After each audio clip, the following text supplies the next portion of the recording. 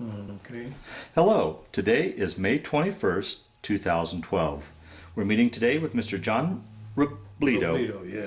in Fort Collins, Colorado. My name is Brad Hoops. I'm the interviewer for the Northern Colorado Veterans History Project. Welcome, John, and thanks for sitting down today to tell your story. Let's start out, if we could.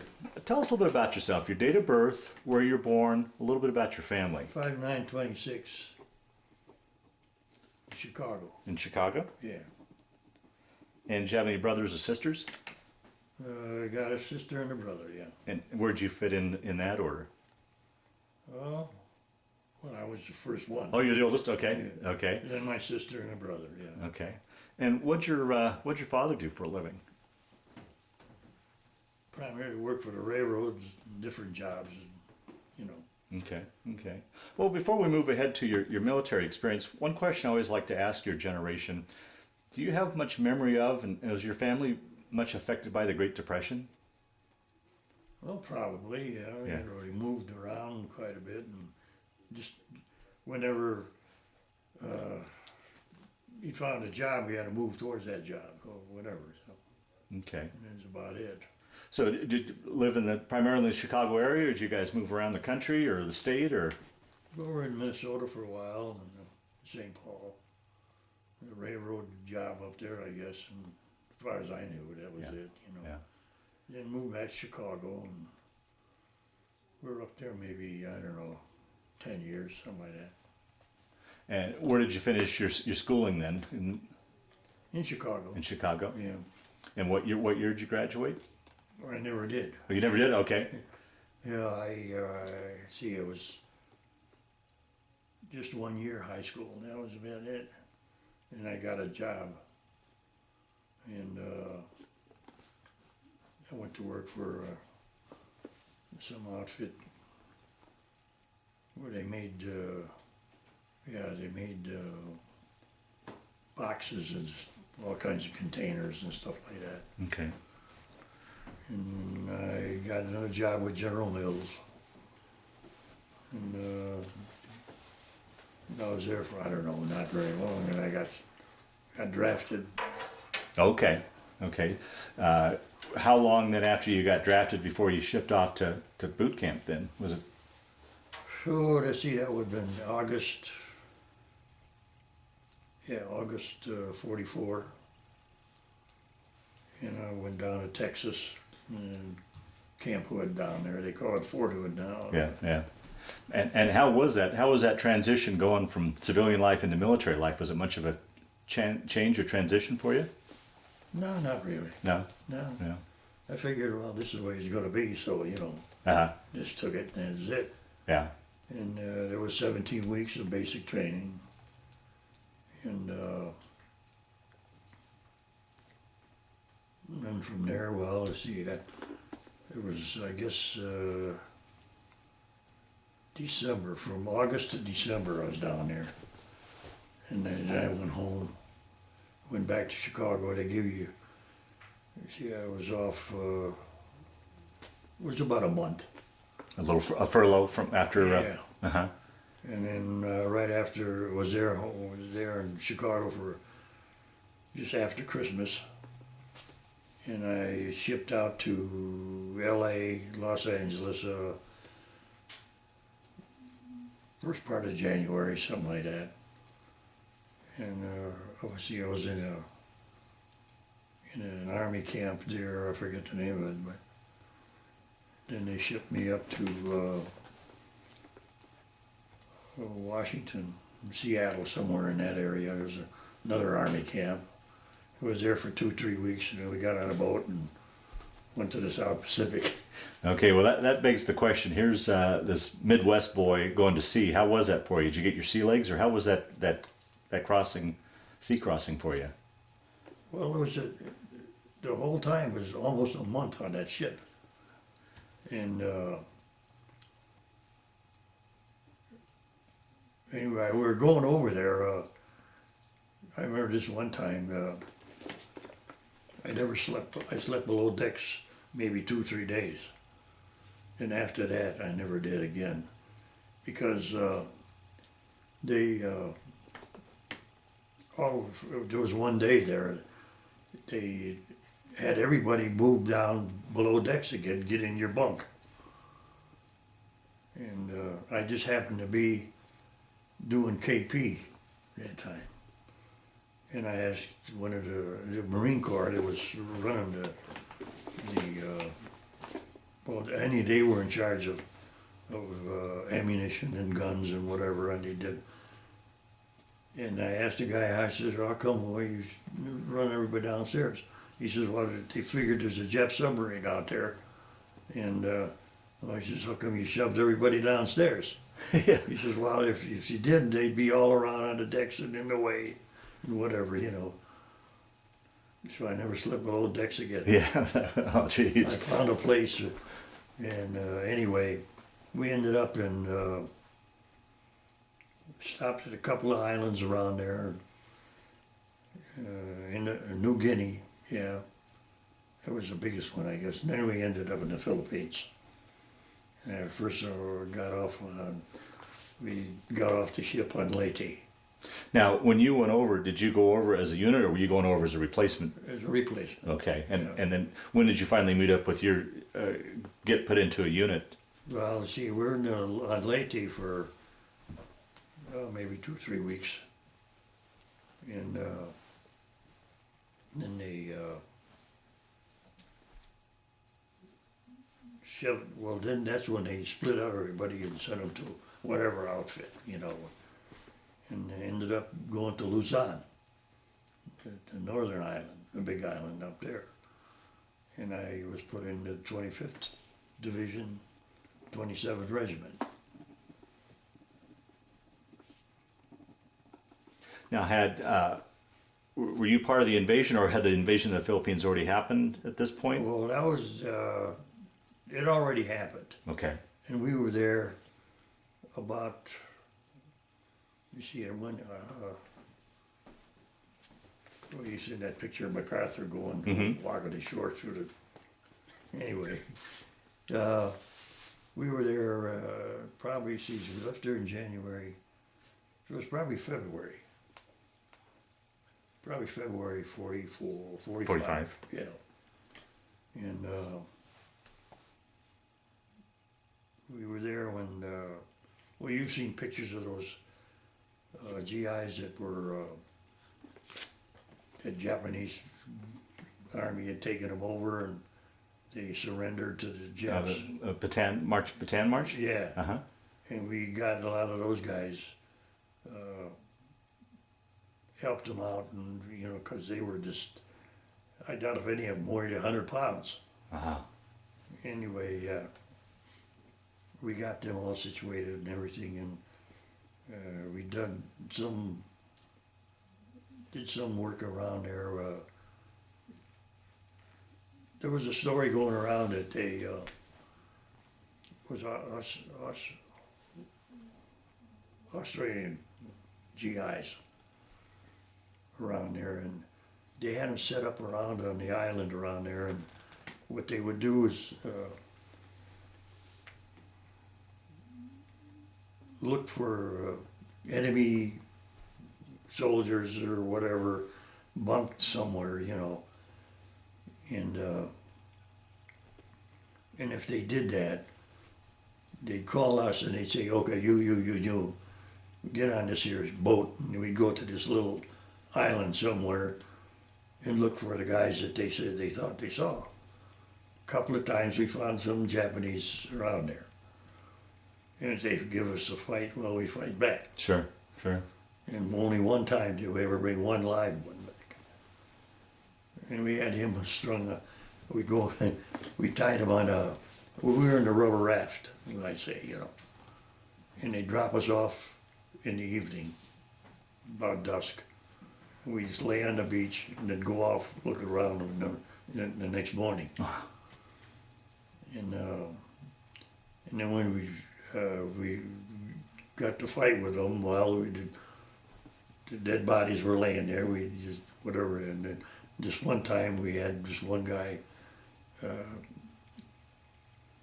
He surrendered and everything. We shot him or whatever, and we went back the next evening, or late afternoon is when that ship would come back. I don't know where it was from, but it was Navy that was operating it. And we had him tied we had give him a rope to hang onto the back of the rubber raft. And we paddle our way back and he's swimming with us, but hanging onto the rope. Yeah. Anyway, and then from there, we went to, we did that, well, I was there, like I said, might have been there 2 or 3 weeks. That's when they shipped us up to Luzon. They said, okay, you from here go here, and here you go to Luzon or whatever. And they dropped us we was on a big ship. And we got off in an area where they first invaded the island. Lingayen Gulf, they called it. And we got off there, and they said, well, you're going to the 27th Regiment. And they said, where are they at? Well, they're up there somewhere. Well, it took me almost a week to find them. Is that right? Gee. And anyway, I was with E Company of 27th Regiment. And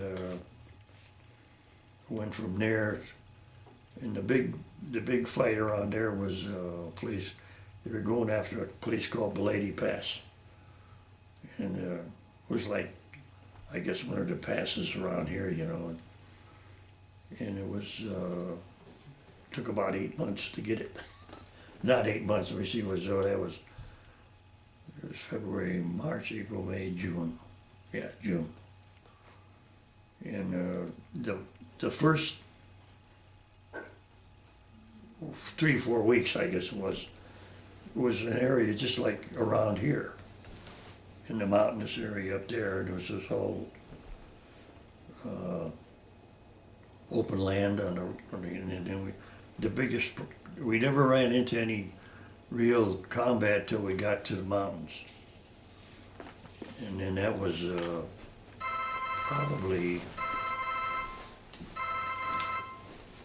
I don't know, maybe a month after we got going there. And we were in the mountain. It was most of the time in the mountainous area. That's where we ran enemy soldiers and stuff like this. And it was probably the biggest, I would say, it was just combat all the time, during the day, even at night. And Japs they'd come in at night and try to, kill us, and Yeah.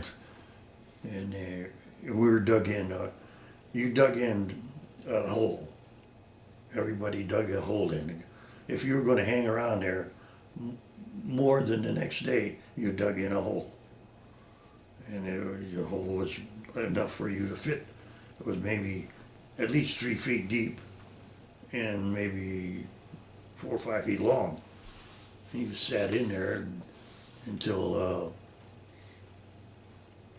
he left. Yeah. And sometimes the nips would come in at night, and there were times when we'd take, you could hear them coming in at you, crawling at night, and then you just take a hand grenade and just lay it out there and let it roll off the side. You didn't throw it anywhere. You just toss it out over the top of the hole. And 50% of the time you'd kill somebody out there. Wow. And that went on for 3 or 4 months. Well, let me ask you here. You talk about these conditions. I mean, you're out in the elements, Yeah. living out in the elements in a hole, pretty Right. much. You probably weren't eating very well. Sanitary conditions weren't all that great. No. You weren't getting any sleep, I would imagine. That was a big thing. Sometimes you guys would fall asleep, standing up, waiting to go somewhere. And as far as the chow we got, there were sea rations, mostly. And there was a can. There was three, they had a breakfast unit, what they called a breakfast unit. And there was a can, and it had, they had a light and a heavy can. The heavy can was more or less the main course, you might say, I don't know. And it, the breakfast unit had a round, something like a, what they call it today, these hard, crunchy bars. Yeah, like a granola bar type. A granola bar, but it was about, it's enough to fit in the can and maybe an inch thick. And there was that in there, a little toilet paper, OD colored, and 3 cigarettes. And and then they had, that was the first time I ever saw instant coffee. It was powdered coffee, like, you know, and how they made it, I don't know, but anyway, and that. And then the heavy can was, there was 3 of them. They had meat and beans was one of them. Another one was ham and something else, and it was like eating lard. It was it had ham. Well, I guess it was ham. It's supposed to be ham and something else, but it was real greasy. And there was meat and beans, that, and I forget what the other one. There was another one. Anyway, but when we first got over there, some of the cans that we opened up, they were in a box, and they were dated 1917. From the First World War. Yeah. Oh, jeez. Anyway, but there wasn't too much of that. Then we started getting the new stuff, you know. Well, I guess my question I was asking earlier, I mean, you've got all these, like I said, you weren't getting enough sleep. Hygiene wasn't great. Yeah. You were living in a hole out in the elements. All the time, yeah. I mean, to me, any one of those could bring a man down. But on top of that, you had the stress of war on top of it Yeah. all. How do you think you made it through that period? What kept you going? Luck. Luck. That's about it. And because in that time, that period, we were let's see. Well, like you say, I was forever going somewhere, you know. And they had, like I say, some guys would fall asleep just standing there or just laying down. If we were on a break, they'd fall asleep. And there was, I think, only one time in the 3 or 4 months that we were in that combat area there, that we got one break, where they took us off, sent us to the rear area, and we had usually it was around some installation where we more or less protected them. Most of the time it was either a hospital area or a artillery outfit, where we dig in around them, dig a hole around them. And that was, and we'd lay around there for, we didn't have no specific things to do, or anything. We was just taking a break. That was about it for 10 days. And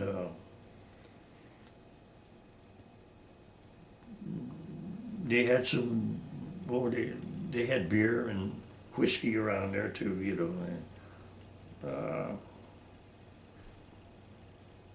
and there was one time, we were in this break, and one of the guys, he was known as, at the time, Tennessee Slim. He was a real 6-foot guy, kind of skinny but tall, and he's from Tennessee, mountain area in Tennessee. And he happened to had some woman washing his clothes. And just about that time, somebody come up and says, we got to fall out, there's a bunch of officers coming up, and we're going to have an inspection, field inspection. Well, what the hell, I don't know what they wanted to do, but anyway, you fall out with rifle, belt, and helmet. Okay, so everybody falls out with rifle, belt, and helmet, including Slim, with rifle, belt, and helmet, and that was it. Because the woman's washing his clothes over here. And some officer says, you're out of uniform. And he's no kidding, yeah. And then we go back up. When we go back up, we'd be in the trucks, you know, and this and that, and wondering if you're going to make it back the next time. Well, that's my question I wanted to ask too. I mean, for someone like myself or others that'll watch this that have never been in combat, what goes through your mind as you're driving up to a battle, and then when you're in the thick of battle, what? The biggest problem was when you're going up there, you're wondering if you're going to make it back again. See, because there was nobody talked about anything going back up because you don't know if you're going to make it back or not. And that was the same, just about when you were up there and you were dug in somewhere, you wonder if you're going to die today. Because most of the time, you're on patrol somewhere, going somewhere.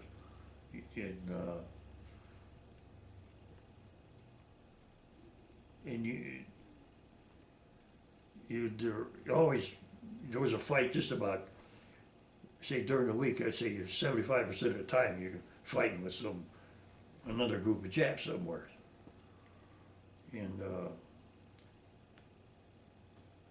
that was about it, you know. And, once again, how do you think you in relation to the question I asked earlier, how do you just stay sane in those conditions? I mean, you could never let your guard down. No. You know. No. I don't know. It's just dumb luck is all I can say is what happened. And then you know, there was a lot of guys that they, like you say, you'd get upset and you started whining and griping about whatever and bitching about this and that, and I was always more or less watching what I did, how this is going to work out today or whatever situation we were in. And like one time we were going after a ridge and there was a big ravine and we come around the bottom of this hill. There's a big hill there, or a big air, whatever it was. And we're coming around this ravine, and this big ravine is going up there. And we're supposed to get to the top of it. For whatever reason, I didn't know. And we had this captain at the time. He was saying, okay, we're gonna have to go up there, and then after we were there a while, there were 3 Jap bunkers, one on one side, one on one side, one on the top, near the top. And he says, that's one guy, okay, you take off up there. Well, he didn't get 20 yards. And then he says, and he sends another one. Well, there was 5 of them they didn't get 20 yards. Yeah. So he says, okay, you, me. Meaning you. I gave him one of these. I says, no, I ain't gonna do that. And we had a little argument there, you know. And he says, okay, so you're gonna have to find a way to get up there.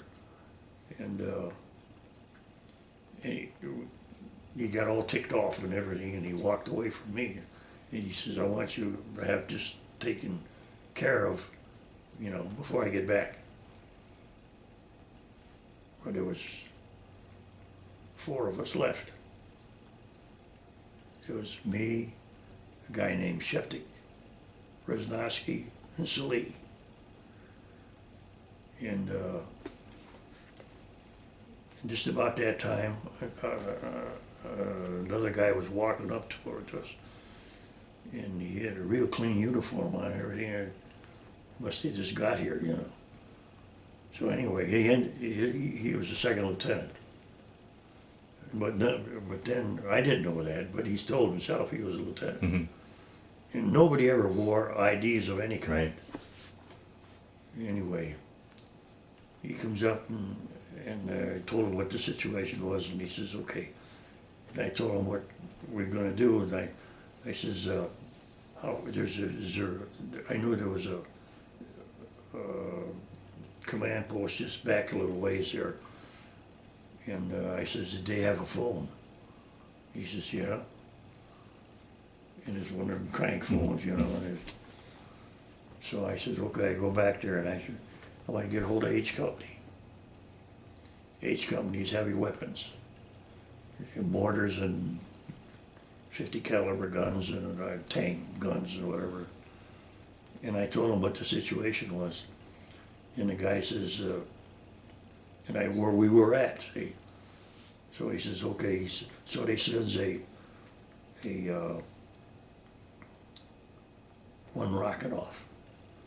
The smoke, what they call a smoke rocket. And he sent it off, and I told him where it landed, and I says, no, I says, you're gonna have to come over this way a little bit. So they sent over 2 more. And then on the third one, I said, that's a pretty good spot right there. And I says, because that was right in the middle of the rugged, the hill there. And he says, and I says, you can go either way, you know, 50 yards or whatever. It wasn't no, maybe 20 yards. Anyway, he dropped another one in there, and I said, that was good. He says, okay, there's 18 on the way. 81 bundle of mortars. So they're just blowing the hell out of everything in that area right there. And so then after he got through there, I said, so we got to go up and make sure that they're cleared. So I tell this guy that was walked up, his name was Beckman. He ended up being our CO in Japan. Anyway, I says, okay, me and Rosie are going up here. That was Resnowski. So we go up to the first little bunker, and we throw a phosphor grenade in there. And then we went around the back, and went down the hill over there, come around the back, get another one up here at the top. And we did the same thing with that. We threw phosphorus grenades in it.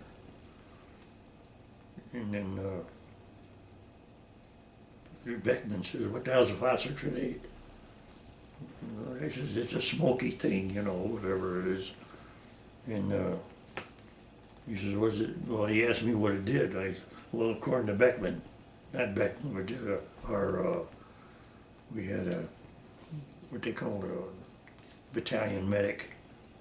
He says, it fries your lungs if you breathe it. So we know what that was going to do. Anyway, we finally got all 3 of those bunkers out. And where there's this kid Sheptick, he was on one, he's throwing a grenade, and the top of it was blowing out. He threw a grenade in there, and I guess it didn't kill the Jap because he come out with a pistol shooting like this. And Shep grabs his pistol. He grabs his pistol away from it, and then he threw another one in there, and that killed him. So anyway, we finally got to the top of the hill. That hill ended up being called Maggot Hill.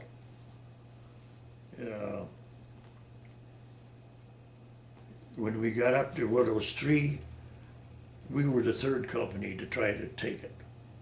We ended up getting it. And there was 2 other companies that tried, and they didn't. And ended up, while we were up there the first night, the rest of the company come up after us, you know. They were all dug in and everything like this. And they come up, and Shep is eating one of his ration cans, you know. And he says, things are crawling on him or something like this, you know. And it was dark, he couldn't tell till the next morning well, the whole area there's full of maggots. Well, it ended up there's more than 80 bodies, GIs and Japs, laying all over the place. Anyway, that's what he was eating the night before. Anyway, and that's why they ended up calling it Maggot Hill. It was just a ridge like this. Hell, it wasn't. It was lucky to be 50, 60 yards in a sort of an L angle like that, you know. Anyway, it was, and then from there we ended up, or another outfit came in and took over the whole area there. And we left, we went to another, what do they call this place? Well, we ended up calling it Starvation Ridge. Because when we got there, the Japs had us more or less surrounded. We couldn't get out of there. And they couldn't get any chow to us or anything. And we didn't eat for probably 3 or 4 days. And we were eating leaves. Off of whatever, you know. And this one kid says, well, he says, my mother used to eat leaves. She used to make leaf salads. So anyway, we were there for, it might have been a couple of weeks. But there was 4 or 5 days there that where we didn't have any chow, or that he couldn't get anything to us. And then when they did get it to us, they came over with some small, like a small single engine planes, like a L5 or somebody call them. And they were dropping chow to us because there's no way they could have walked to us, that's for sure. And and we went from. Now, during that time, was there any? What was the general feeling? Was there any worry that you were going to be overtaken? I mean, or were you surrounded? No, not really. At least you couldn't get out of there. Oh, okay, all right. Because we tried to take this one little ridge over there, and we couldn't kill them out of there, and ended up calling the Air Force ended up coming in there, and they only bombed them, they bombed us. I mean, this one day, this one kid, what was his name? His name was Shagnaby. He claimed to be the last Huron in Michigan. You heard the last Mohican? He was the last Huron. Anyway, we were sitting out on an outpost, like, and all of a sudden we see this, it was like a P-51, I guess they call it at the time. And he drops a bomb. We sees it coming towards us, and we just, well, it might have landed like from here across the street. And then that was that one. And it didn't kill anybody of our guys, but the CO was they had a radio, a transmitter, receiver, you know. The thing was about this wide, about that tall. And all this one guy did, he carried it around all it. That's all he did. Found a CO around and carried it. Probably weighed at least 40, 50 pounds. I don't know. And he's young, trying to get hold of somebody to get these guys out of here. And there was another time when we were going through a little village, and they strafed us. They thought we were Japs. Yeah. Anyway, and then when this thing started to wind down, you might say, it's this place called Belady Pass. And one day we're sitting up on a ridge, and we see trucks pulling artillery pieces past us. Artillery ain't gonna go anywhere where there's a fight. So, especially, you know, if there's any chance of them getting killed or anything like this, we see the artillery, and there was this little road, they call it Highway 5, I don't know why, but they did. It was just a little one-lane dirt road going up the middle of the island. And they were passing us by, and we just, well, it must be the war, must be over. Because they're, you know, going past us. And it was probably another couple of days when the Blady Pass thing was over with. They took that over. And they took us and pulled us back a little bit and put us on a ridge. And we just sat there for about a week or two, something like that, just holding it, and that was it. And then on the 30th of June, they pulled the whole regiment, or you had a whole regiment, they pulled us out. And it just so happened, it was about the middle of June. I come down with malaria. I had malaria and jaundice. And I ended up in the hospital. And I was there till through July and part of August. First week in August or something like this. And then when I got out of the hospital there, the first thing they told us, you guys shouldn't drink, because when you had jaundice, I guess it was contaminated disease of some kind. They had us in the middle of a field out in nowhere, so we wouldn't contaminate anybody else. And anyway, you couldn't eat. And then they'd bring us some kind of stuff that was like oatmeal. And you couldn't eat it at all because you'd burp it up and vomit it out and everything. And then one day, two of the guys in our outfit, they came by, and they had 6 or 8 bottles of beer with them. And they gave us all the beers, you know. Well, there was 5 of us in this little tent they had out in the field there. So we all had a beer. And the next morning, the nurses come in with this oatmeal, whatever it was, and we're eating it now. And she couldn't figure out why we're eating the oatmeal. Well, we didn't know either, but anyway, the beer cured us. Anyway, it did. But then the funny thing, when they released us from the hospital, they says, don't drink any alcohol. Because you had yellow jaundice, you can't drink alcohol because it screws up your liver or whatever it does. Well, we ended up in the middle of getting drunk. Because, and then, yeah. And then we went back to our outfit, which they'd pulled them out and put them in a camp just out of a town called Tarlac. And anyway, we were sitting back there, and it was the 15th of August when the war ended. And we were back in the camp there about a week before that. And when they said the war was over, it was, you talk about being uptight about this and that, you know. When we for sure heard you know, legitimate that the war was over and the CO came down and no more combat and this and that and whatever. It's a funny thing, when I heard that, it felt like somebody pouring cold water over me. And Really? it just went down like that. And it's just, you know, the I guess, I don't know, you're just so hyped up that you didn't know what was going on most of the time, and the stress that you were under and all this. Yeah. And it just, it just felt like cold water just washed away everything. Wow. Oh, man. It's, anyway, we ended up staying around there. We're going in and out of Tarlac and this and that, you know, this camp. And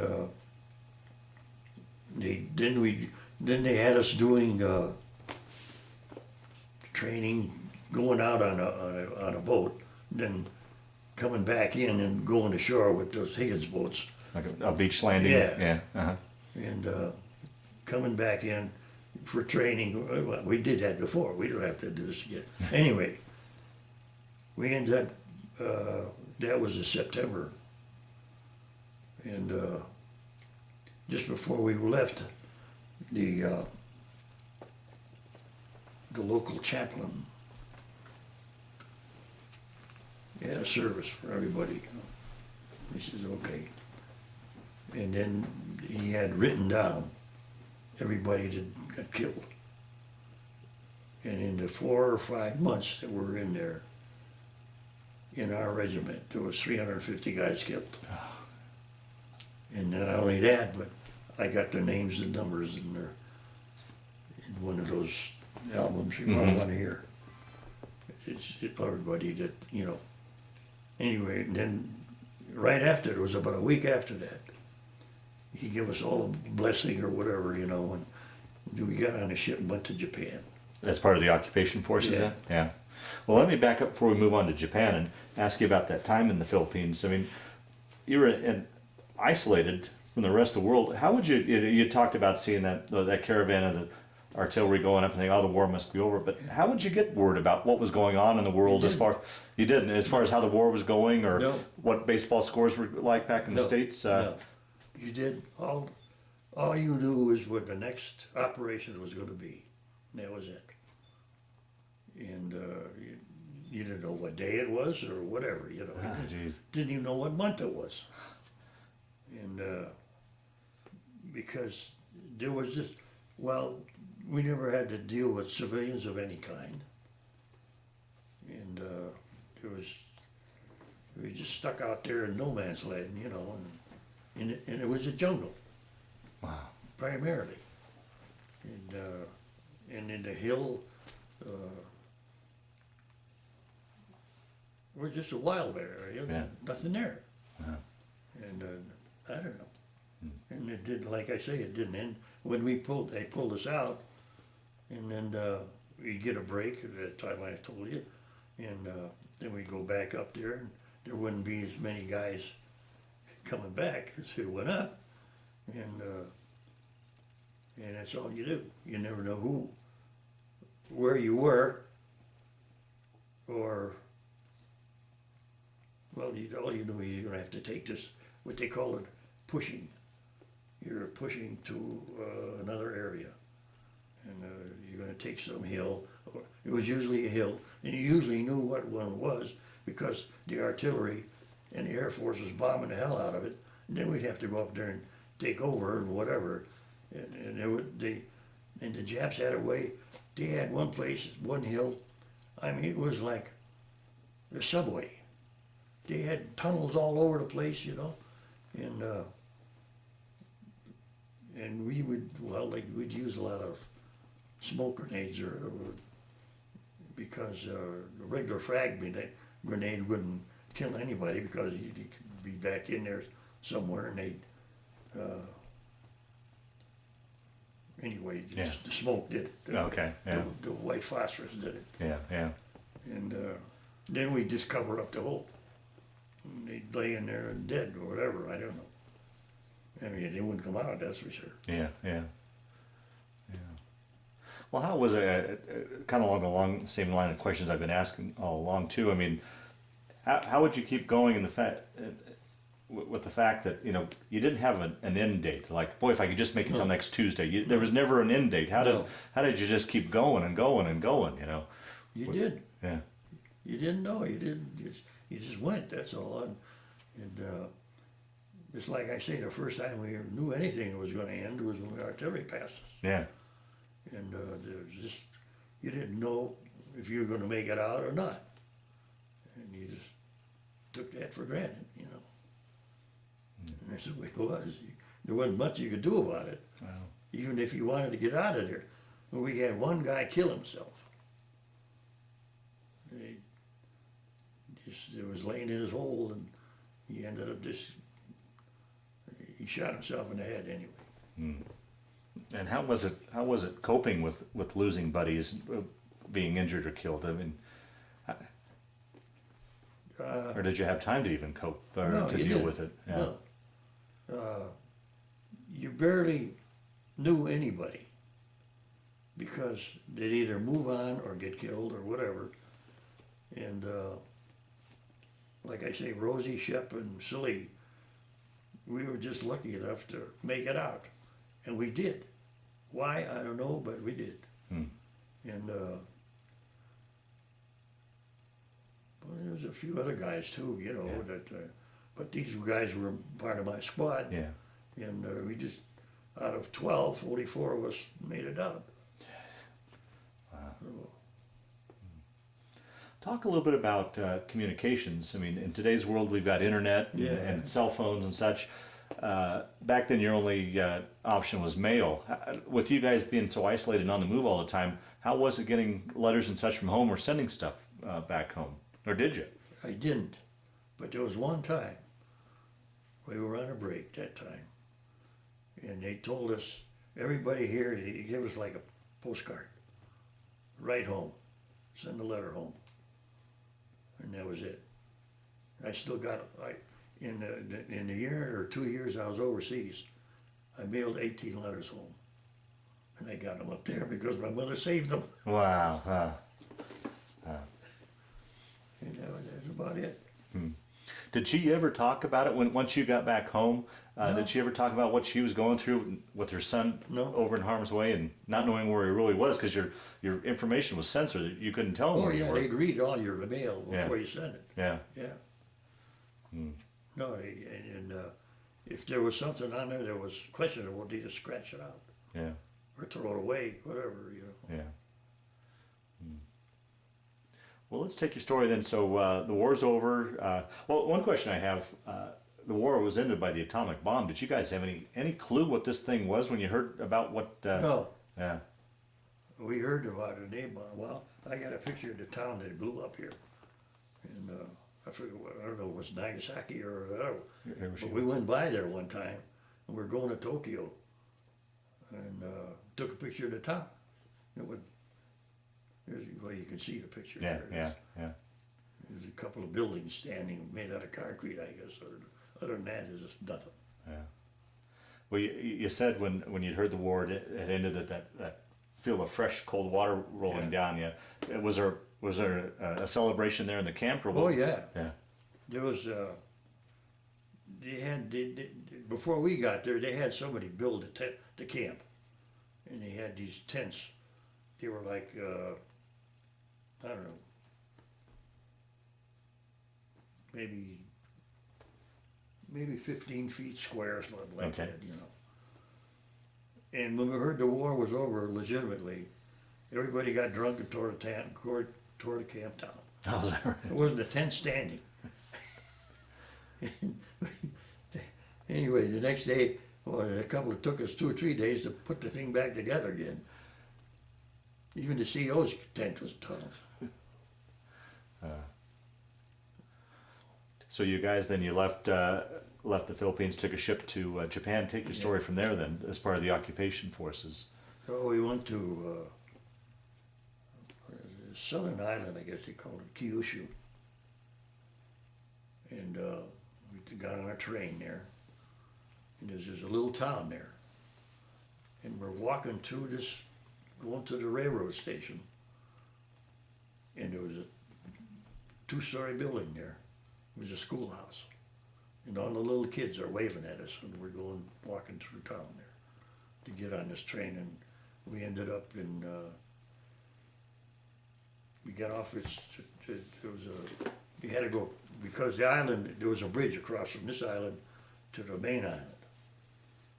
And we went up there was a town called Gifu. And that's where we ended up getting off. Ended up going to, we walked to, we took over an Air Force base, a Japanese Air Force base that was there. And there was a place called Kagamahara Airfield.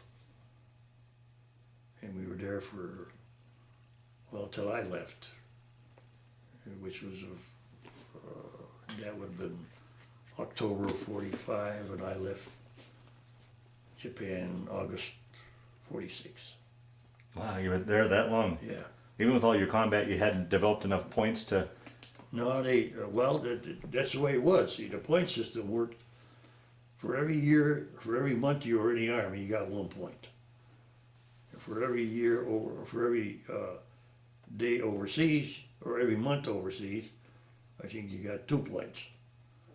If you had a Purple Heart, you got 5 points. Well, I ended up having 31 points or something like that. And there was guys there. Well, there was one guy, he was still in the Philippines. He had over 90 points. He'd been in the Army since I don't know when. Anyway, and I remember he dug in the middle. He dug a hole in the middle of all of us. He said, "Oh, you guys take care of this. I don't want to get home." But he was in the middle, and yeah, he was the first one to leave our outfit. He had over 90 points. I had, I think, 31 or 32, something like that. Anyway. So they didn't give extra consideration to people that were in combat like yourself? I mean, that... You got 2 points for it. Oh, jeez. Yeah. Well, how was it in Japan as far as once you were there in occupation duties, dealing with civilians? Were there any animosity towards you guys, or did you ever feel unsafe? Not very much. Not very much. Very little. Of course, some of the Japanese Army guys, your military people. There was one time we had there was a bar in this town. And a couple of our guys went into the bar where there's a Japanese bar, you know. Well, they got in a fight with them, and then we all got in a fight with them. And that was the only time that it happened. And ended up destroying the bar, I guess. Mm-hmm. Anyway, but we were, and all we did was just go around the country destroying, you know, any supplies they had, like Ammunition, ammunition, weapons, and any kind of weapons. There was one place where we blew the hell out of it. It was an island. It was was it the northern? I guess, I don't know. Fukuoka, they called it sound. There was an island offshore there, and we went there, and it was loaded with ammunition. Artillery, bombs, and you know, and all that stuff. And then the Beckman was the CO at the time then. And he says, we either had to make an inventory of it or destroy it. So he sees all this stuff on this island. He says, we'll be here till 48, counting all this stuff. So he said, we're going to blow the hell out of it. So we ended up, took us about 3 or 4 days to wire up the whole thing with C4. explosives. Yeah. And so then we lit the fuse on this thing. And we gets in the boat and starts going back, and there's guys fishing, chaps fishing all around the island. So we got an interpreter with us, and he's telling them to get the hell out of there because the island's going to blow up. Well, most of them did. Some of them said, forget it. Well, they got blown up. And the whole island blew up. And there was a hotel in town there called Fukuoka Hotel. Blew every window out of it. Wow. All the glass windows facing that side just went out. And then we were up in all around there, even at that Air Force base we were at, destroyed all the aircraft they had. They had bulldozers going and just running over them and smashing everything. Then we went up to an area, I said, we got just across from the China Sea, I guess, the China's right over there. And there was an Air Force, or no, a naval base, basically. And they had a bunch of boats, big boats. There was 2 or 3 big ships, you know, and a lot of smaller ones. And we just went out and we'd take them out a little ways and open the sea cocks and let them sink. And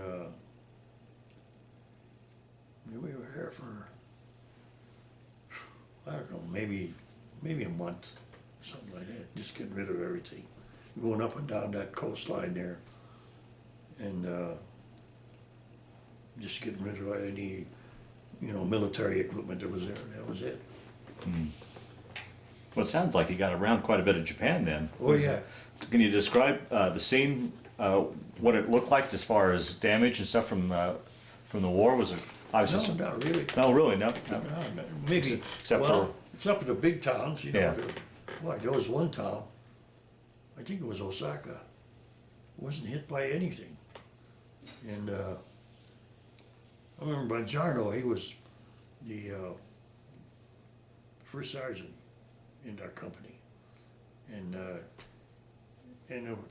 I guess something, it had something to do with how much combat time you had and stuff like this, because I didn't get any really hard duty when we got to Japan. I did some, you know, but not a lot. Boy, there's one time they had me go to Osaka that time when he'd give me a pass to go to Osaka. And it's a funny thing, the Japs had a way of, the big band era at the time here, they could copy that right down to the last note. And they had dance halls all over, you know. Guys would go to the dance halls. Anyway, he'd send me off on Friday. And I'd get on a train and go to Osaka.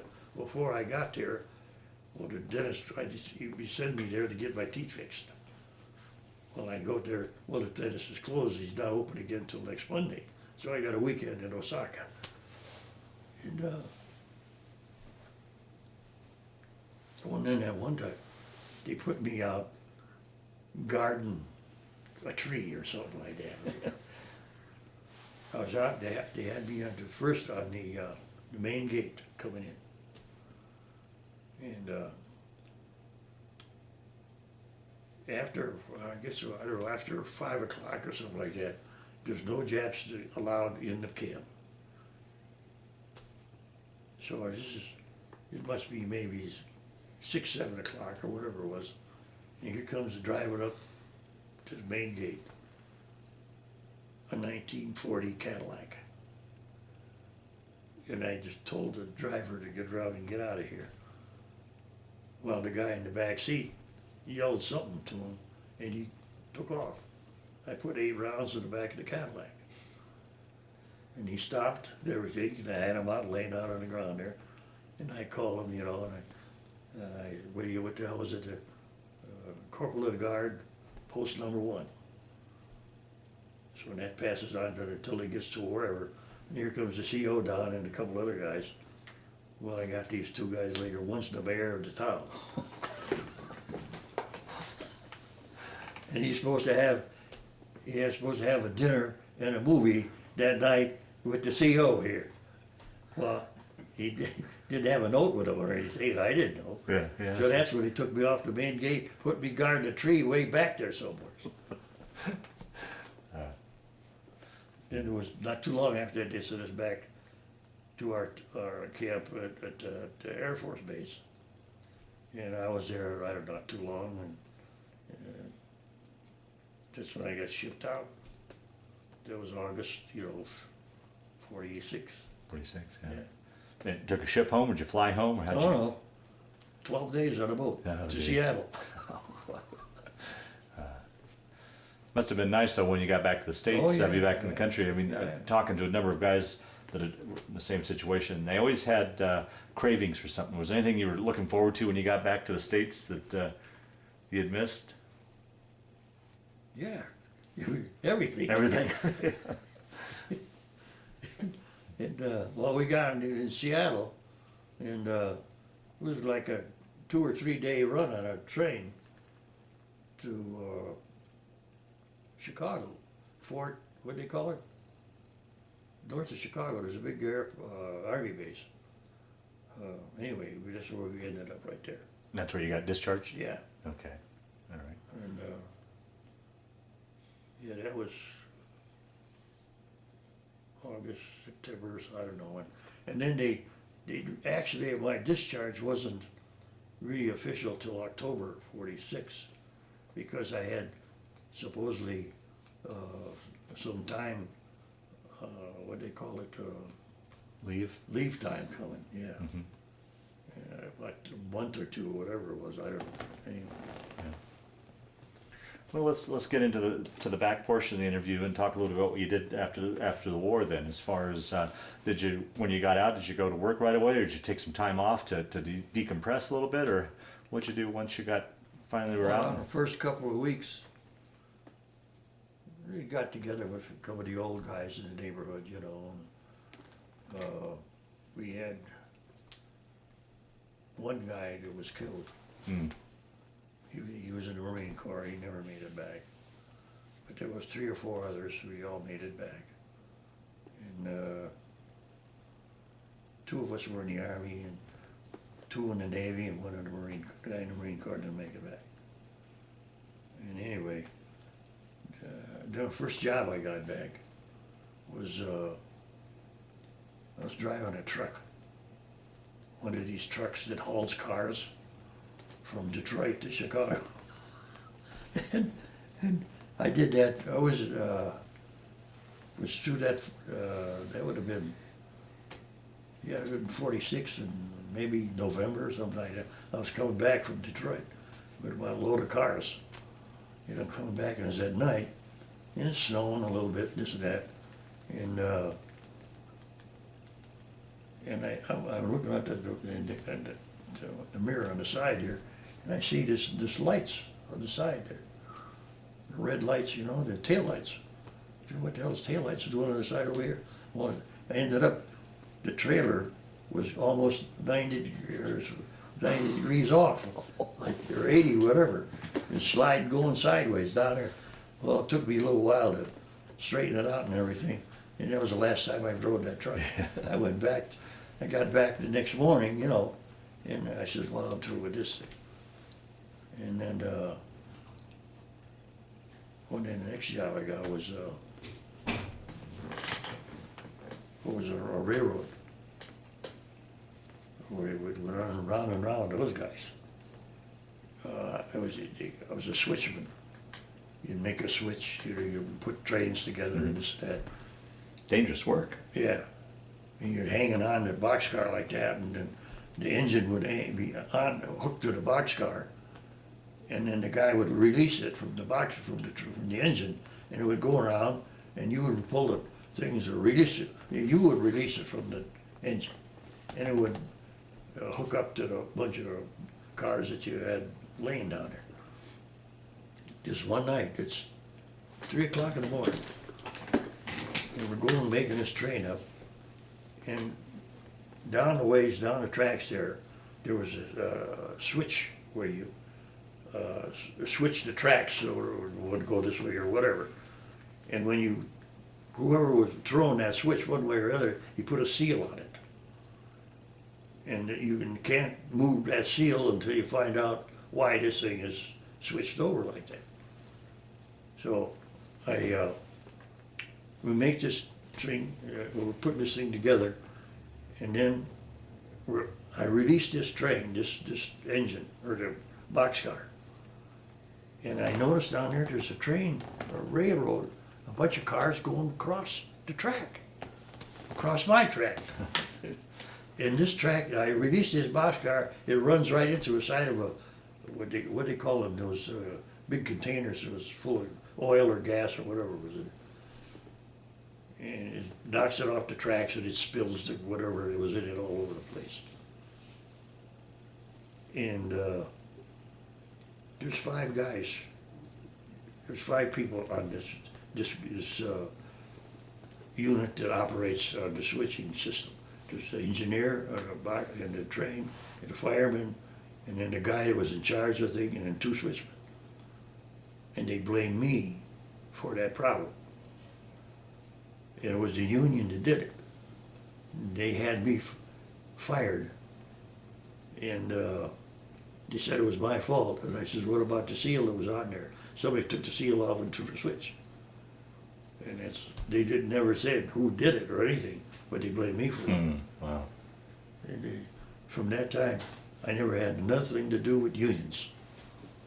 And not only that, it was a couple of years later, it was a year or so later, I guess it was. Right after that, me and a buddy of mine in town there, we took up we rented an area in a hotel where we tuned up cars and fixed their brakes. And one day we're in there, this was following, this would be 47. And it was the springtime, April, whatever it was. And we're in there working on this car and the brakes. And we're underneath this car, and while I was in there, a bunch of mushy snow fell down on us. We said, "Oh, what are we doing here?" So we wrapped up that whole system there. It took us about a week to get rid of everything, and went to L.A. Wow. Took a bus, not a bus, but we had a car. We bought this car, a 47 Pontiac, that we had made, or with the savings that we accounted, that we had. And it was a brand new car, cost $1,300. It was a four-door, black four-door Pontiac. Drove to Route 66 to LA. And we were out there till, come back, 49. Yeah, I was out there a couple of years and we come back, 49. And me and another friend of mine were in Chicago, and there was a convention going on of the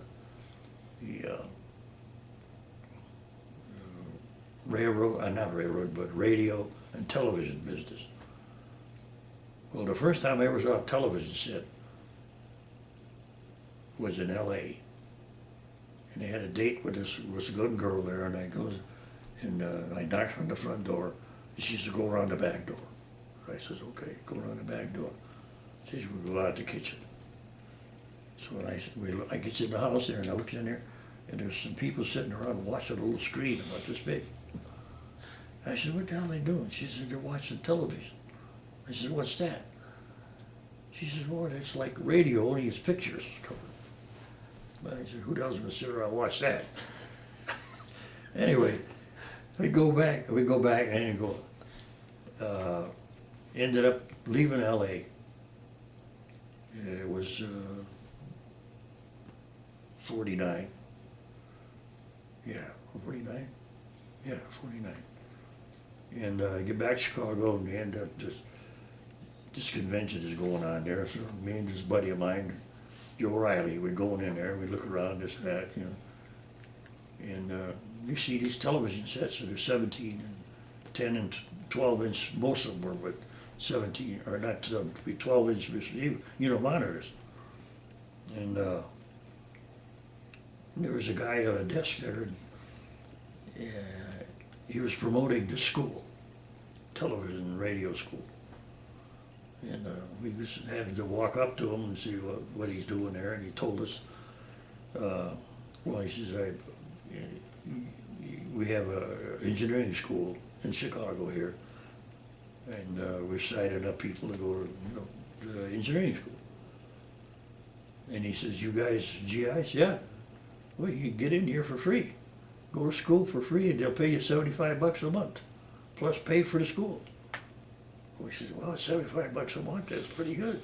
So we sign up. We end up there 2.5 years in that school. And I ended up, we both ended up doing television work around town, Chicago there. And then that was, I couldn't get a full-time television job. Most of the time, well, all of the time actually. First job I got was repairing television sets. And then they laid us off. This would have been 51. They laid me off anyway. He says, "Nobody's going to watch television in the summertime." So they laid me off. Then I got a job. What the heck was I in? With a steel mill in Chicago. And I was there, and I signed up, and because I had this sort of degree in electronics, they signed me up doing a real cushy job on the steel mill. And then the buddy of mine, Riley, he was working for an outfit that service jukeboxes. So he says they're looking for a guy to service the jukeboxes, and they also have, they sell television sets, and they want somebody to take care of that. I says, okay, I get out of the steel mill, and I went to work for them guys. So I ended up with them for about 3 years. Yeah. And repairing jukeboxes and running all over Chicago. And then I was doing a full-time, part-time, doing the cameraman's job for NBC. Well, I wonder. Yeah. And I'd go in there I'd be there at 10 o'clock, and I'd leave at, I think it was about midnight. Just 2 hours a day or whatever it was. And even when I was there, I'd get calls to fix a jukebox somewhere. And the way we did it then, they had a transmitter out that had and I went out to where this thing was going, and it was like a turntable, and it had little blocks of wood on it with audio tape glued to it. And they had a number recorded on that tape. And my number was 881. So I had a radio receiver that just picked up that transmitter. And it was an FM system. And I'd listen to it every once in a while. You know, if 881 come up, I'd call this phone number, and they'd tell me where the problem was. And then I'd go take care of that after I got out of the studio. And I was usually, I never got home more than 1, 2 o'clock in the morning. And sometimes in the summer times, I used to go down and sleep on the beach in Chicago there, you know. And there was one day, there used to be an airstrip right downtown Chicago. It was right outside the loop, right on the lake. And I forget what they call it now. But one of the mayors the last couple of years, he took it out of there for some reason. And a lot of business people were ticked off at that because they could land right downtown Chicago.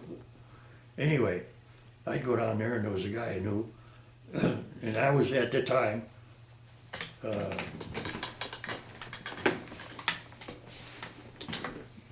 doing some, I ended up getting a pilot's license. A friend of mine, he was a pilot, and he talked me into it. I'd go riding with him here and there, you know, and I ended up getting a pilot's license, and just for a single engine airplane. And then I'd go down, I knew a couple of guys, they had some bunks there, I'd sleep down there. Were you still single at this time? Yeah. Yeah, okay. Yeah. And then, the jukebox outfit, the guy that owned it, they had like 400 drops around between Milwaukee and Indiana. And I'd probably seen most of them at one time or another. Wow. And anyway, the reason I don't know, it paid good. It paid good. 100 and a quarter a week I was getting just for doing that, and 51 or 2, whatever it was. Anyway, when the guy that owned the business there died one day, and he had a heart attack and it killed him, and his brother-in-law ended up taking over the business, and he just didn't do a good job, and ended up selling it to whoever would buy a piece of it around town there. And they had a deal, all the operators of jukeboxes around there had a deal where if the owner of the place where jukebox was in, if he wanted to get somebody else, nobody else would move in there for 6 months. So they had everything tied up, more or less, you might say. Anyway, he sold off all these pieces, and I ended up coming out here. I'd come out here before that place folded out. I'd come out here and go hunting. And you can see a couple of things there. And I'd take a train, I fly out here. And I'd get in a Midway airport, get in there, hand the stewardess my rifle, and she'd put it up away from me. You know? And I fly out here to Stapleton. And I get the rifle down. I'd have it on my, walking out of the airport with the rifle on my shoulder. Wouldn't dare do that today, would you? No. Anyway, then I ended up, the first job I got out here, it was a oil exploration company. They went around, it was, what they call it, seismograph outfit. So what they did, you went around and they put little, not receivers, like sensors around a big area like that. And they dig a hole in the ground, blow up some dynamite, and that would send up some vibrations, and these sensors would pick it up and send it to an amplifier in this truck that I was in. And it would, they would send the information to a film camera like, and it would take pictures of the wiggly lines on there. And the guys would examine that, and they'd say if there's oil here or whatever, you know. And I was with them for 3 or 4 months, something like that. And then before that, though, I put an application at all the TV stations in Denver. And it was January, I guess, yeah, it was, well, December, actually. December 56, December 55, yeah. And I ended up, and I put the applications in all those, 3 stations down, 4, 7, and 9. Or 2, 4, 7. 2, 4, 7, yeah. That was it, 2, 4, 7, and 6. Yeah. 2, 4, 7. Well, 9, that was 4 stations, yeah. Okay, anyway, I told him that I was, you know, well, I got a call from Marge's, I met Marge here when I was in town here. I'd go hunting, I met her anyway. And they'd go in, and I had all those stations, her phone number. So I come back into town that one time, and they said I got a call from a station on it. So Channel 2 hired me. Oh, Yeah. And when those guys in Alaska, they said, or the seismograph outfit wanted to send me to Alaska. I said, no, I don't want to go up there in the wintertime. Anyway, I ended up going with Channel 2, and I was there till 68. that's a cameraman? Yeah, no, that was the engineering staff. Oh, okay. Yeah. Huh. And then when GM took over the place, it went to pot. And they really didn't do much television anymore, as far as what we used to do. We used to go out. I did most of the stuff that I did down there was set up remote pickups, whether it be politics or sports or whatever. And I did that most of the time. And anywhere from, well, even from here, we did the first pickup we did out of here was at the field house here. There was a basketball game, and they wanted to shoot it up to Laramie or Cheyenne or whatever it was. And then when then a year or so later, when they built that new, what they call it, new basketball Moby? Moby gym, yeah. They built that. The interior was all finished and everything, but the outside wasn't. And I had to call the power company to put up a post because we pull in with 3 cameras, we pull almost 100 amps off the power supply, and that's they had to come in. Anyway, we did a basketball game out of there, and we used to do a game out of. Well, there was another thing we did. A bowling system. I went to about every bowling alley in this whole area around here, Denver, wherever. And they had a system, or a game they called Pinbusters. It was kids or people with I think there was from like maybe 15 to 18 or something like this. And this, it was a system that they had was just as young people doing bowling.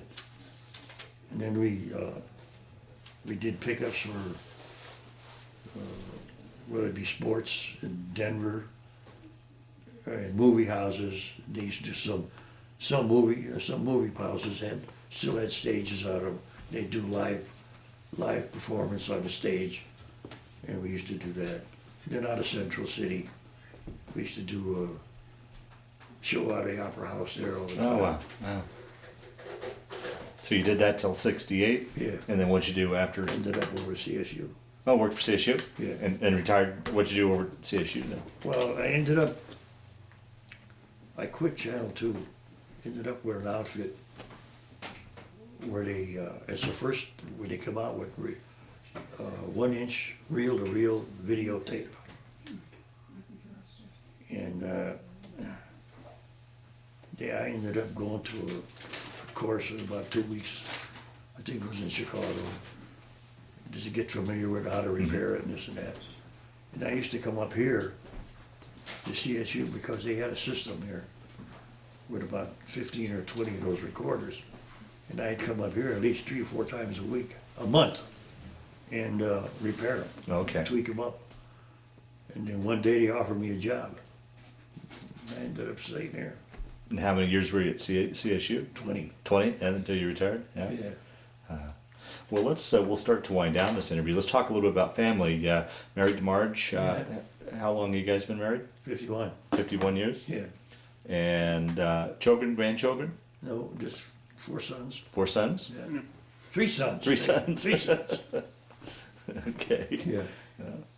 Well, like I said, we'll start to wind down this interview. Just a few more questions. Through the year, I mean, how was that transition after all you'd been through overseas and in the Army? Was it much of a transition to get back into civilian life? And did you ever have any problems with nightmares or anything associated with no? I'll, once in a while,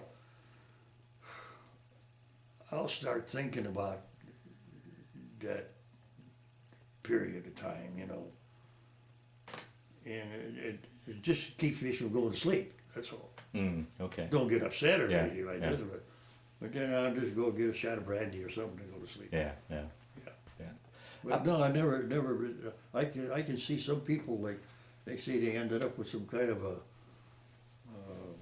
mental. Right.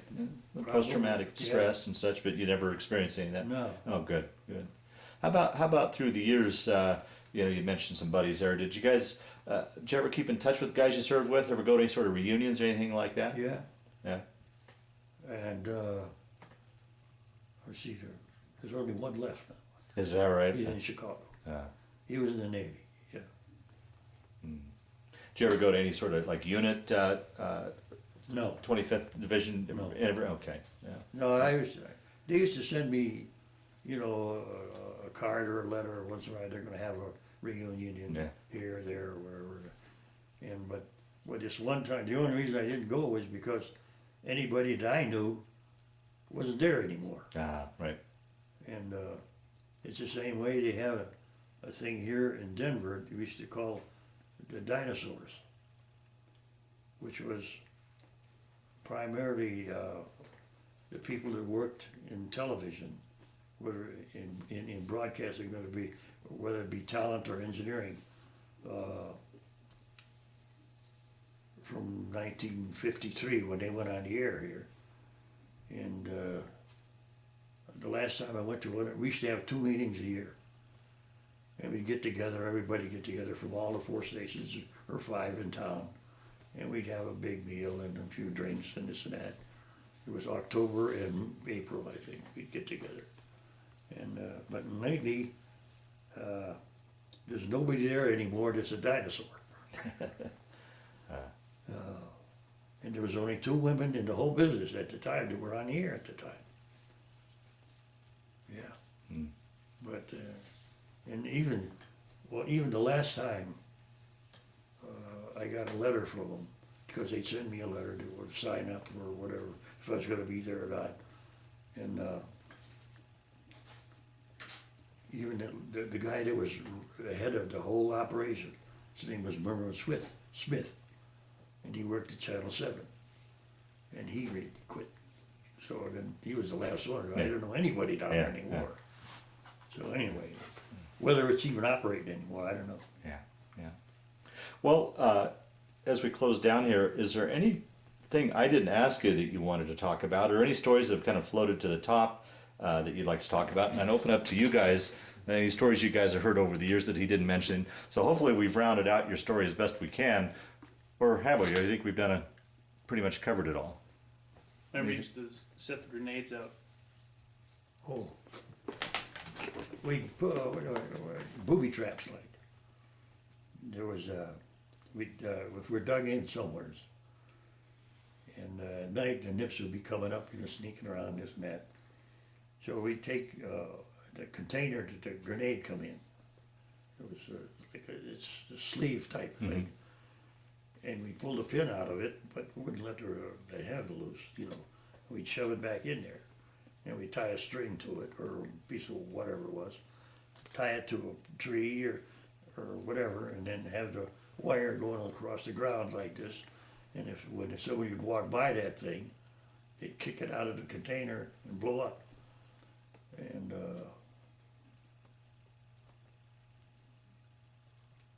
that was about that for that. You guys were setting them outside on top of the. Yeah, and sometimes we just take them and set them right outside the hole. Oh, jeez. So they get that close to you. Yeah. Oh, man. That time, what was that? Going up this hill. The whole platoon is lined up one behind another. We're going up this hill. And the CO is in the front with his radio and everything, And a word comes down the line of us here. Send up, by the time I got it, was send up McGuire, pass it on. Send up McGuire, pass it on. So it comes back, no McGuire down here, no McGuire down here, no McGuire. Well, I went up and down 3 times. Well, ended up, I don't know, but who the hell wants McGuire? Well, I want more wire. Well, what happens is those crank telephones, and there was a real wire that they'd have, and they have to string it out to get intercom with whoever they were trying to talk to back there. So we'd have to wire the thing together, and then to the telephone, or that crank phone, and that was McGuire. McGuire down here. So that was. Anything else you guys can think of? Other instances were just either funny things like that where it's of interest, or just you think there would be no comedy in military war or combat, or even just it's almost like a movie where it's either the funny part of the serious or a serious part of the funny, where the one funny part of the serious is when you're on patrol with a couple and you run across the group of Japs at the bottom and they have all their rifles standing up, and then how you get away. We're on patrol going we're supposed to make contact with an outfit called, another regiment called the 161. So we're going over there, and it's about maybe 4 or 5 o'clock in the afternoon. We tried to get over there before it gets dark. But by the time we get our way down, we're going down this hill, and there's a gully down there, and there's a whole bunch of Japs down there. And they got their old rifles stacked. They're all eating. So we just mow the hell out of everybody down there. And we never did we finally, when we got back to our outfit, they could radio them guys and said there was a bunch of dead Japs down there. That was at that time. Well, then, and the same version of that, where again out again, and how it's the two of you more or less disturbed the group of a bunch like that, and you're running away from them, and you're just, they're getting chased. You get chased through all the Razor grass. Yeah. The what? The razor grass, whatever you cut your. Oh yeah, well, that was it. That was about this. Probably another time. Yeah, they were well, that particular time too, because we're going back, And we're going back to our outfit, and they started throwing mortar shells at us. They're bouncing all over the place, you know. And none of us got hit or anything. So anyway, we were going back, and there's this tall grasses like corn stalks, real tall. They called it cootie grass for some reason. And if you weren't, like you see a lot of guys over there, their sleeves rolled up and everything. Well, we never got sleeves rolled up or that. We were all covered all the time. And, but our faces, we're going through this grass, and it's cutting you like this, and it's sharp as a razor. And we get back to our outfit, and before we could get back to them though, you had to let them know you're coming. And then we get about maybe 20, 30 yards from our outfit, and they see us coming, and they start shooting at us. Oh, jeez.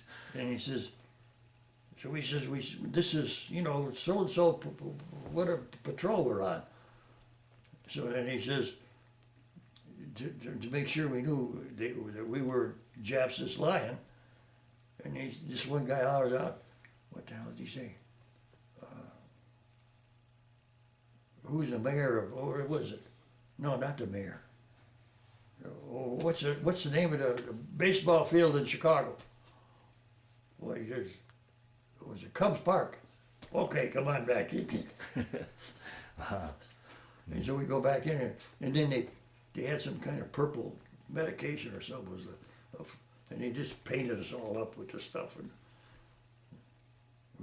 everybody was purple for about a week or something. Along those lines, through the years, did your malaria ever give you any more trouble? No, No? no, I never come back, and they say it would, I don't know, but Yeah. never did, no. What about the guys who didn't dig their hole deep enough and you had to stack? Oh yeah, there's this one place that we took, and we dug in this one position one night, and the nips hit us the next morning, and there's two guys next to him, well, Buongiorno, he says, get over there, this, you know, they're not doing what they're supposed to be doing. Well, they're both dead, and they dug a hole about that deep. That's why they were dead. Wow.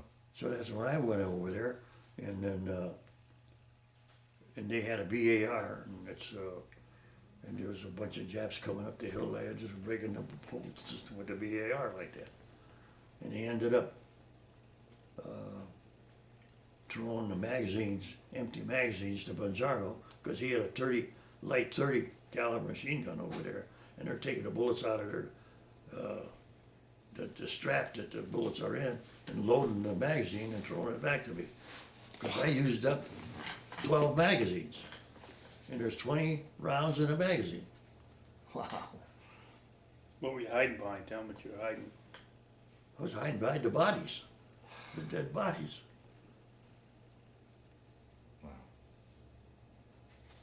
Or the gate store. Who else tried? Didn't someone, when you were guarding the post at the gate there, someone tried to put their hand on your gun, on your rifle? Some nuns trying to... Oh, that's right. What was it? It was what was it? It was a nun, sister, Catholic nun. But where was this again, though? It was the same place the mayor tried to run through the gate. Huh? Was it the same place the mayor ran through the gate? Yeah, right in that same town there, yeah. There was two of them. Well, it was two. I was on the main gate. This is before the mayor come up there. I was on the main gate, and two nuns come up there. Japanese nuns. And they're walking, I presume. They're walking. Oh yeah, they're walking past me, Okay. and could speak a little bit of English. And I'm trying to talk to this one, and the one was over here behind, and she put her hand on my rifle. And I come up with the butt like this and got her right in the jaw. They took me off of that part.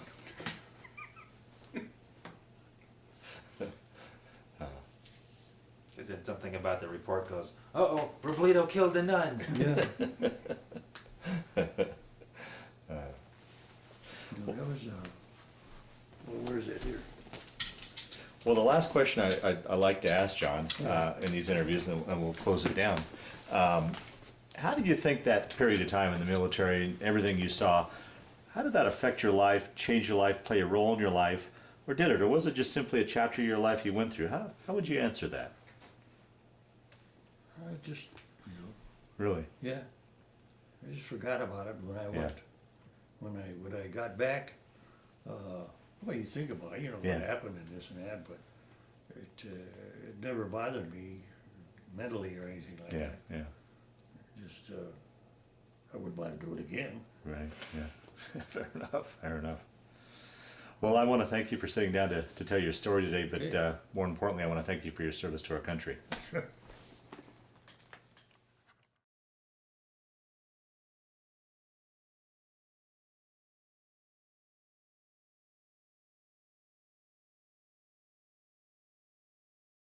Okay, that's just a draft notice from 1944 to show up in downtown Chicago. And the humorous thing about it is it says greetings. Yeah, greetings. This is the first week in the Army right here, Fort Sheridan. And you got this shot here. Uh-huh. It's in the Emperor's Palace. There's a moat around his palace there, and it's like a big park around it. Anyway, Would they allow troops to go in and walk around the palace? Or? No. No. no, you couldn't go in there. These are that was in Japan, taken there, and this is in the Philippines, and this is in Japan. And there was one. No, it's not on there, but anyway, this is all these are in Japan, except that one. That was when I was home on leave right after basic training. Oh, okay. It was should have been December '44. Yeah, And the medal is what? it was a good conduct medal. Really? Oh yeah.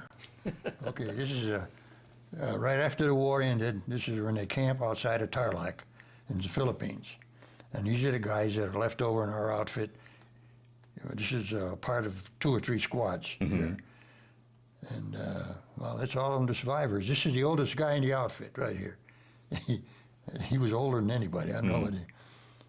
And where are you in this picture? Right here. And how old, speaking of age, how old were you during this time? 18, 19. 18, geez. And how old is the oldest guy? This guy here might have been 30. He was pops, huh? Yeah. Okay, this is in the Philippines right here. And that's me sitting right there. And the same's here. Yeah. This is all part of the company, not any particular, you know, a SWAT or regiment or whatever. Okay. Okay. This is the Philippines. These are all Japan here. This is in the Philippines. This is Beckman. It turned out to be our CO, and that's where am I sitting there with the pipe? Yeah. And that's the same kid from St. Louis. His mother chewed me out.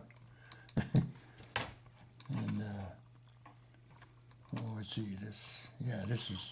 Well, I'm not in this one. I don't think so. Okay, this is all the Japanese barracks that we moved into in Japan, and they had. And you walk into the into this room here, and on either side of the room was a riser, like about maybe 2 feet, and they didn't have bunks to sleep in. They just slept on that hard floor of the riser, and that was that. This kid here was from Michigan. I forget his name, but I forget where he's from. Some guy's from Texas. This kid's from Texas. This is from Texas. It must have been interesting too, being in the Army, and you know, really most of your life growing up just in the Chicago area, to be around people from various parts of the country. Yeah. Yeah, there was just from all over the country. Uh-huh. Really. Yeah. How often did someone have a camera to make these pictures? I have no idea. I don't even know how they showed up like that. But somebody would take pictures and everybody would get copies. That's from Fort Sheridan. Yeah, when they released me, that's where they stole my uniform. And that's where you're discharged? Yes, there sir, in I Fort was Sheridan? discharged, Fort Sheridan. That was Harry Truman's thanks for going to the Philippines.